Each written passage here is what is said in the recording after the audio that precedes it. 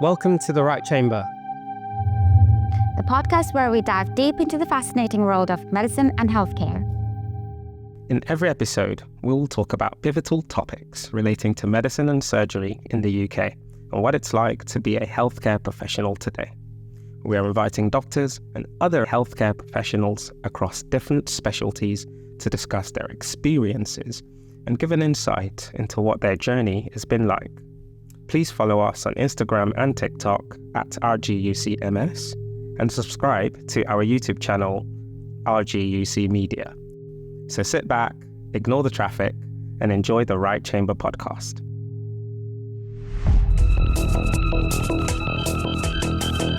Mr. Baba Elahi is a consultant ophthalmologist specialising in glaucoma and currently Chief of Surgery at the Dudley Group NHS Foundation Trust. From medical student to divisional leader, he has combined clinical excellence with a passion for quality improvement, education, and system transformation, sharing insights from his journey to inspire the next generation of doctors.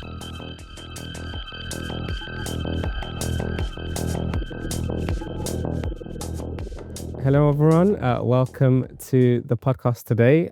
We've got a very exciting special guest with us. As usual, I am Victor and with me is Jaspreet. And today I think without much further ado, I'll let him introduce himself. So thank you very much, both of you, Peter and Jaspreet, for Victor and Jaspreet for inviting me. I am Baba Elahi. I'm an eye surgeon. I work at Dudley Hospital. And I'm the current Chief of Surgery, Women and Children for the hospital as well. So that's my brief about professionally, but there is a lot more to me. So I'm here for you to ask me whatever. Amazing. And I can't wait to dig a little bit into all of that because I'm sure there's some exciting stories in there. Brilliant. So Chief of Surgery, that isn't where it all started, is it? No, I tell you, so I'm originally from Pakistan and I studied in a military boarding school, a very high-end military boarding school for Pakistan for academics. So very disciplined life, so all my life. Then went to one of the very good medical colleges in Pakistan. And at that time when I graduated in 1998, so a lot of my friends were going to US. So I think in a class of 220, was probably 100 plus had gone to US. Wow. So, and very few of us decided to come to UK. So why did I come to UK? Because I wanted to be an eye surgeon. I always wanted to be an eye surgeon from the day one from medical school. Maybe I might be lying, but maybe first year, second year, I was convinced I'm going to be an eye surgeon. I like doing eye. So it was more focused training in UK, and I love the title FRCS. So I wanted to make sure I end up being an FRCS. So I did my, and it wasn't coming to UK. The plan was FRCS and eyes. So I wrote to Royal College of Ophthalmologists for their opinion of where can I get a training. I didn't want to appear for PLAB exam and come here. So I've learned one thing in my life, and I can tell you and share with you, there's no shortcuts. Whenever I've tried to take one, it doesn't work. So just stick to the main, it really helps that way. So I was thinking not to do PLAB and I'll just do FRCS, and then that be it. You can get training anywhere. So they gave me 5 options. 2 were in Egypt, 1 was in Israel, and 1 was in India, and 1 was in Malaysia, Kuala Lumpur. So it narrowed down to, for me, taking that option or not. From Pakistan, going to India to do a training wasn't a viable option. So I then wrote to the Malaysian hospital, and they offered me an interview. So I was their international trainee. So my journey in ophthalmology started in Malaysia, where I did my part 1 and of Royal College of Physician Surgeons of Glasgow's ophthalmology. Then I went back to Pakistan, finishing my training over there, and thought that would be the end of it. And, I'll settle in Pakistan. But I then plans changed. My wife needed to do some training as well. So we both decided, let's go and sit for PLAP. So the PLAP I was trying to avoid, I Ended up doing it anyway. so you see, so there's no shortcut. So both of us gave PLAPs, and my wife started this after, after my second son has gone to school. So she had a big gap. So both of us came here and started my first job as a SHO in Wakefield and Pinderfields Hospital and Clayton Hospital over there. Then I did some LAS post, I think it was called as LAS, locum appointment of service for Leicester Royal Infirmary. And I was looking for a rotational kind of a training. So I was lucky to be part of the West Midland training, and I completed my training over there. Then, as I was always focused on ophthalmology, but I loved glaucoma and ophthalmology as well. It is a very surgical and it's very surgery oriented kind of a specialty in ophthalmology.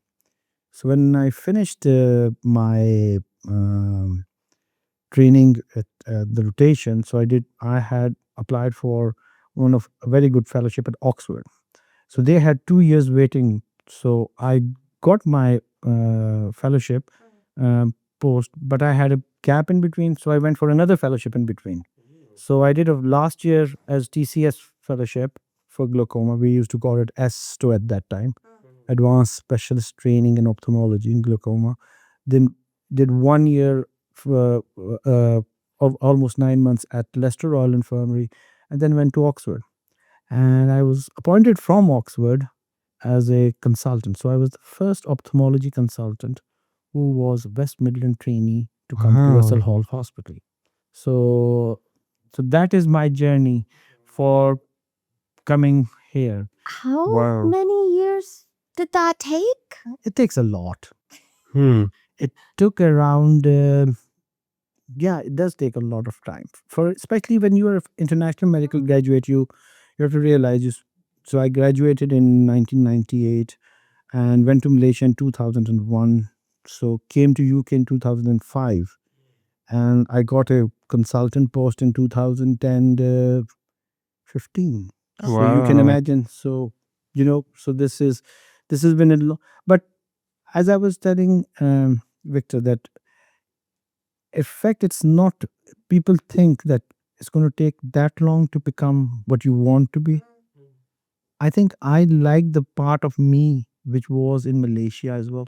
You I like the like that. journey. The main thing is in medicine, the journey is more fun than the end, to be honest. The destination is going to be there. That's why am I doing the chief of surgery role? Because I want the journey to continue on a personal level. That's a journey which is continuing. You become a consultant, and then second year as a consultant, then thinking next, now what? Now what? So what do I do next? So I became the guardian of safe working for the hospital. So then became the chair of the guardian for West Midlands, and then part of the national guardian team, etc. Then what? So then I started a totally different route. I started on the management side of things, started as a clinical director for trauma orthopedics and specialist surgery. But I had a bad habit of in going into others areas and domains and just going beyond my areas of which are under, it comes in. So just a curiosity kind of a thing to learn more. So then I took over the children's services. I was asked to look after the children's services. Then opportunity came in as a deputy chief of surgery. So I went for the deputy chief of surgery. And then I was thinking it would be 2-3 years as a deputy chief, but the chief decided to step down. So I ended up taking up the chief of surgery, and was very fortunate in this hospital to be, to given that opportunity. And so yesterday I had another interview, and this is my start. Today is the start of my second tenure, as it officially will start on the 1st of April. But I'm doing this. So, but I'm still on that journey. I think there's a lot of fun in the journey. So I had a great time in Malaysia. Moved around all Malaysian borders and Singapore and Thailand. I've done all of that. came here, went through rotation, different cultures, different people. So this is the fun part of the Yeah. medicine. So that's why sometimes we international medical graduates enjoy a little bit more than we can have an opportunity. Maybe, if I would have gone to America, there's another way of, enjoying that. So it all depends, Yeah. what kind of a Yeah. journey. I think that's a very important point for our resident doctors to enjoy the journey. Yeah. You don't want to just get too fixated on The end. the end. And and because people are so focused on it that I just wanted to finish. Then what? And you become a GP, and then you have a routine of going in Yeah. and out and in and out. So what are you going to do that? So that should be. So I purposefully deferred my consultant appointment for a year because I was going to enjoy my fellowship. When was I going to get an opportunity to go to Oxford and do a fellowship program? So why compromise that for just taking a consultant post 1 year earlier? It wasn't. So I realized. So I really enjoyed it. And you must have learned a lot from your Oxford fellowship as well. Yes, I did. I think you can imagine there were 14 candidates for one post. So the glaucoma fellowship that I did was there are different fellowships in UK for glaucoma. So in Moorfield, I believe there are 32 fellows in 2 years, 16 in 1 year, and 16 in year two. In Oxford, there's one. So an Oxford fellow in our times was, as per the Oxford principle of teaching, is 1-to-1. So it was 1-to-1. So I was with the consultant all the time, who wrote books, and we have a club, his fellows club. So there we are very few, but we are John Simmons fellows. So Wow. everybody knows us. But basically, that was also a good experience, and it taught me a lot in what I am, rather than just not being an eye surgeon or a glaucoma specialist, but being what, as a personality, how you carry yourself, how you talk, how you speak, and your mannerisms, and how you behave with your patients. And what I wanted to do was bring those Oxford manners and the way to the people of Dudley. Yeah. And I love people of Dudley. To be honest, I tell that to all my residents. You can't find a better cohort of patients who are so thankful. Literally, this population is so thankful for what we do. And so you can imagine, I live in Leicester. When I started my training, my wife was a Leicester trainee, so she did her foundation year to become a GP in Leicester. So still live in Leicester. And Leicester Royal Infirmary is 2 miles down my house. Wow. But I wake up and I come here commute. because I love coming to Dudley, Wow. because Dudley is my work home, and so there's no. So I've never even thought about applying for any other post anywhere. It's always Wow. been Dudley for my ophthalmology. I think it's Wow. important because you want to wake up and want to come to work rather than, another day. Yeah.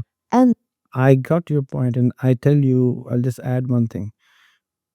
So, as a chief of surgery, or as a in this role, what I try to do is, those who are working with me should wake up in the morning and feel good to come to it.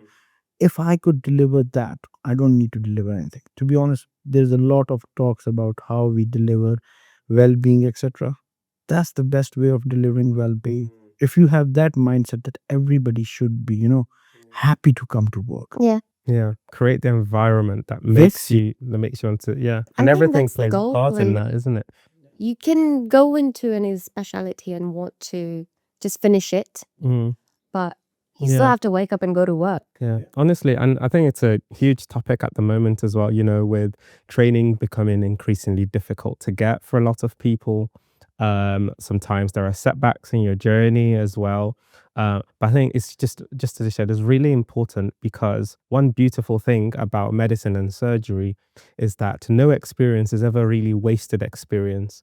Everything is always adding in one way or the other, making you a better doctor in one way or or the other. So really taking time to explore your opportunities and saying yes to new things that will build you and professionally, I think is so good. You're so right, and you're so correct in all of this, because when I was a trainee, I wouldn't mind seeing one or two extra patients, because I had this mindset that this patient that I'm going to see now, I might not see this pathology again.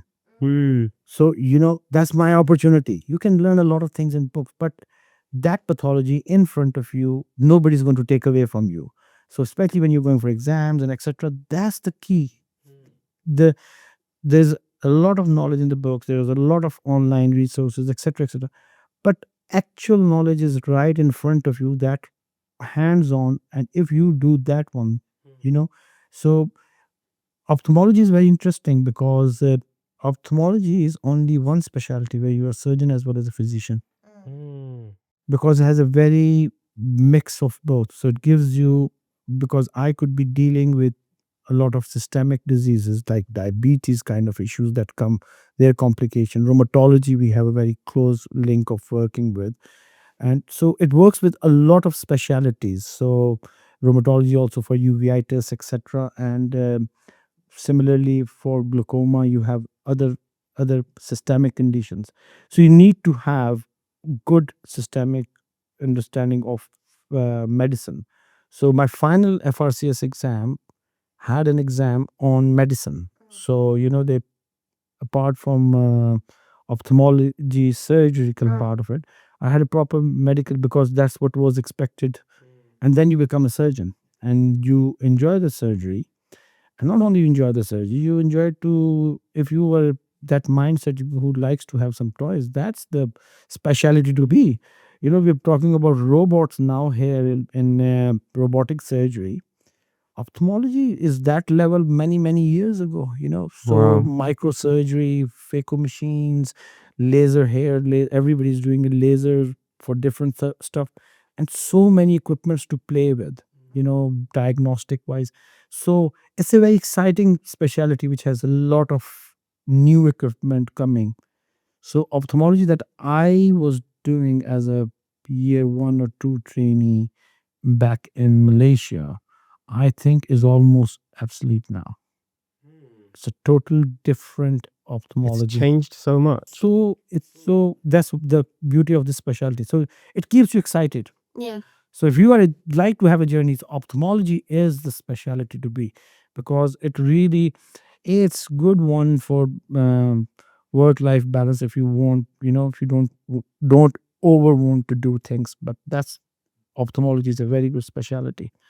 But it's also very good for learning, and especially around if you have appetite for surgery as well as medicine, and if you are confused in between, and if you want best of both worlds. So that's where it will come. Ophthalmology would give you both of those. So I know you've enjoyed your journey a lot. Were there any obstacles at all, or like setbacks? Was it where, all like, smooth sailing? you must have had one point where it's like, I don't know. Oh, I had many. So when I was going for my, it's not a setback, as I said. So when I was going for my fellowship exam, I think at that time I could have completed all of that in Malaysia, but I decided, oh, I don't need to. So I'll, rather than come out of the training program, this, I was there for a certain time, I just need to come out, and then I can go and apply for it. And if I would have done that at the then I wouldn't have needed to do the PLAB. So that was one setback that I thought I had, but no regrets, because I did a PLAB, so I was never going to be in a sponsorship program or anything. I could go and take a job anywhere. So that was one thing. But yes, on the whole, training is, it's not easy for any, if any resident doctor feels that their time is difficult. It's the same for all of us, have been difficult time. But the good thing about being a resident doctor, and especially on rotation, you can see light at the end of the tunnel. So I used to hate one particular rotation, and I would think, when would that finish? I'm not going to name it. What was it? I can tell you it wasn't in Russell Hall because I never came here as a trainee. I worked here, but it was in a neighboring trust. So I thought, my God, when will this finish? And I used to count days, when this would come to an end. So these were setbacks that you have, and you have some setbacks when you are, in your as a consultant as well. So when you're a consultant, you you feel like you can change the world in one go. And I think we there is a big gap in our training. So, and I'm not saying it's a big gap in training in UK, it's all over the world. So especially, you become a consultant and you think you know everything. Yes, you know everything about the patient, but you do not know anything about the whole management of NHS, how NHS works. Part of your training will tell you, yeah, this is a rotation. There's a limited part of it, but the nitty gritty of getting your things done, it takes a while. So it's on the job learning for a consultant. A lot of it is on the job, but you could learn a lot of things. I personally think there should be more structured leadership programs in the training. So people should be allowed to finish their foundation years and take a year in leadership, or they're doing their third year and fourth year, and rather, we go into research, they should come out and do a leadership module for a year or so, shadowing different medical leaders in different organizations. That would create a whole, generation of medical leaders who could live up to the expectation that we would have in the future. Do you think that should be like a mandatory thing to do? It No, but I would, if you mandate something like this, then people get put off. Yeah. It should be, so it's like PhD is not mandatory, but people go and do that, in their year 3, year 4. Yeah. So because they would like to take their academic Yeah. pathway. So similarly, if you take it should be a module available.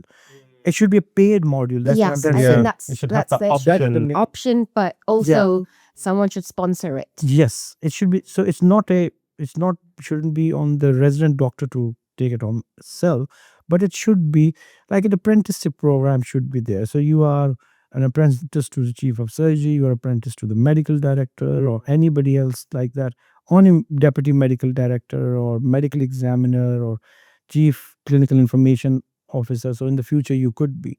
I heard they were doing some of these programs, but it's not so, you know, well advertised, and it's not generic that everybody should be available to. You want to do a PhD, I can go to A, B, C, D, these are the universities, these are the topics, I could work around it, and then you can work yourself. But there's nothing for leadership. I think that will help, and that also becomes a part of the journey, something exciting to do. Yeah, I've done 3-4 years of training here, and now taken a year off doing a totally different role. Yeah. Then I can come back and complete the rest of the training. So Because it sort of gives you like a little mini look into what your life is going to be Yes. after you finish your training. It's about that preparation, isn't it? So like as a medical student, you're being prepared for your, very junior F1, F2 years. And then in that training, you're being prepared to become an SHO. And as an SHO, being prepared to become a registrar. But, having those leadership skills earlier on, rather than you just now getting to that position and then all of a sudden. Because when you're in fellowship, you're still under a consultant. But what happens when you become a consultant? There's no one to guide you. Yeah, It's good to have learning like on the these cuff. leadership courses. you said that, SHO to registrar to next level or fellow, did on all or foundation year. In all of these, there is a level of supervision that you are going to offer somebody, but you still remain in that umbrella of a consultant cover. The transition that you have on the very first day when buck stops with you as a consultant, even if you're a senior registrar, I think the senior registrar level is when we used for instance, when I was doing my fellowship in Oxford, I could do anything, but I knew that I had an umbrella of Yeah. my supervisor, my consultant. Mm. The first day at Russell Hall was it's me. Different story. So it is me. It's nobody else. Nobody's going to take responsibility for You're my the senior. action. It's like, where's the help? Wow. Yeah. So that's the big. So that you could get prepared for those because you can have role models to look at, but you could be a trainee at City Hospital and get a job down in London. So you might not know nobody when you turn up on the first day. It could happen that you get to know new people around it, and then at the same time have that level of responsibilities, and that is a serious responsibility because everything is on you as a to make a decision. So that transition, I think, rather than just being a role of clinical know-how, of transition of a complete role should be there and should be offered in training some way or another. We don't do that a lot. And is that something that you're um, kind of more passionate about in your I trainee? I honestly, I had a ophthalmology trainee, and I did a little bit of mentorship for him, and I just wanted him to take. I was a clinical director at that time, and I was supporting him, and he used to shadow me in some of the meetings on men, so to understand. And I'm pretty sure he will do very well. So I think he's got a consultant job somewhere, but Oh, he'll do brilliant. very well uh, as a not only as a consultant, but he's a future medical leader. Yeah. I think we need to do that. We do that now a lot. I've established a mentorship program. So I wanted when the new uh, consultants come in. So I I knew that problem, and especially when there are a lot of people who take a locum consultant post, becoming a consultant. I never did any locum post, so I just took the first my fellowship finished, and then I started as a consultant and a substantive consultant. So sometimes people transition in between with that could help them, Mm. but I'm not sure that is a right way to do it. So I had that gap that I felt. So I started this mentorship program, but I do it very interestingly. So I put a pediatrician with an orthopedic surgeon. Oh. That's so that's how you I want to different see that skill. conversation. Yeah, but this is a different skill set and how they interact with each other. I could mix this kind of a mixing is what is required. I could have a orthopedic surgeon being mentored by a physician somewhere. So basically one of the physician colleagues, because they shouldn't. There will you'll get a little bit of a mentorship from your your own peers in the department, but that's not the real mentorship. You need to create consultants, and that's why I think you could do that. Yeah. Yeah. Wow. There's every other department, like, I think you can humble each other on how their department works, and communication skills differ a lot. Yes, they all talk a different language. I can tell Yes. you.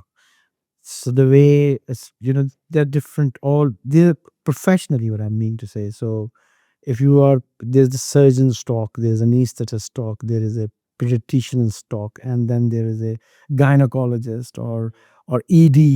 You know, Yeah. so then you could have acute medicine would talk different to some of the elective working specialties. So this is because they have a different mindset. So mixing them together to understand each other's role is also very important. So then you build they that's and that builds a whole into whole of a consultant. But on the whole, I think that's what I did personally, where in my capacity what I could do was create a mentorship program for new consultants, so at least it helps them Yeah. settle in a bit better. Yeah, that's amazing. I think it's the kind of the first time I've actually pictured it that way as you've laid it out, and you're very right. It's a different kind of transition from what you experience at each level coming up to now get to that final level where it is you. So I had a good mentor here because this was not a the program wasn't going on as it was, but when I came in, I had a vascular surgeon as my mentor, and that was a very good mentorship, to be honest, because he had no conflict in guiding me things. He was giving me a very honest advice how I settle in and how I do a lot of things, and private practice, etc. How you uh, negotiate your PAs and your work life. All of this was very important. So I found that was helpful to me. You were not joking when you said it's a very interesting, interesting story. If you had to like break it down into, I guess, a few pointers for our resident doctors who might be listening to the podcast about things you've learned over the years and getting to where you are now, what Main points. If you ask me, if I was to give 2 3 main points from my own personal experience, not from any other thing. I think when I spent a lot of time at the West Midlands, so City Hospital. So City Hospital had a good mess for doctors. I don't know if still has it or not. So we used to stay there, residents upstairs, and then you have a mess there. Try to come out of your silos and meet people from other specialties, because this is the same person you will be looking to refer that medical patient. So it's the same patient that you would like to have an opinion on. Do not just stick yourself when you are, because we like to keep ourselves to certain areas. Develop your contacts and relationships, professional relationships, while you're here. So then this communication that you have from when an ED doctor wants to talk to a medical reg or a surgical reg, they should be in good terms with each other anyway. They should be on first name terms in any way, because they're working in the same hospital. So this is a useful tip because it makes your life very easy. Because and at the end of the day, you will provide a very good care for the patient, because you are not debating on what is right for the department and should this pathway and that pathway. You just find out what is the best for the patient. Where do I send this patient? Can you look after this patient? So I think, and when you are dealing with your colleagues in other specialties, be gentle to them, and professionally how you present, because it would come back to bite you at some point. So that's what I would say. So, and also remember that it's very important when you're working in as a doctor. This also, when I said remove your fences around different specialty, but also around professional boundaries a little bit. Have a very good working relationship with the nurses. I have been taught a lot by my nurses. When I was doing surgery, a lot of advice would come, don't hold it like this and hold it like so, because they're doing it day in, day out. So anybody who can teach you anything from any point of view, take that as an advantage. And you should enjoy the time you are having here and have more fun in your job. When it finishes, then you have responsibility, a lot of responsibility. Currently you have work, but not that level of end responsibility. So I think enjoy, that's what I would say personally. So Wow. be in positive mode all the time. Yeah, that's great. That's great. We're at the end of our podcast. So I think the main thing is enjoy the journey. Yeah. Enjoy the journey. Your professional relationships with your colleagues and outside of your specialty really matter. And then, have the mindset of kind of growth and taking advice from where it might come. And enjoy the journey. I think I'm definitely going to go away with. Brilliant. Thank you so much for coming. Thank you for inviting me. It was a very Been a pleasure. interesting. Very, very interesting conversation. We look forward to the next one. As usual, interact with us, interact on our different platforms. And if you'd like to appear on the podcast, also feel free to get in touch with us on any of the platforms. And we'll leave on that note. Till the next one. Remember to stay connected with us on social media. Follow us on Instagram and TikTok at RGUCMS. And subscribe to our YouTube channel, RGUC Media, for more exclusive content and updates. Thanks for tuning in to the Right Chamber podcast. Until next time.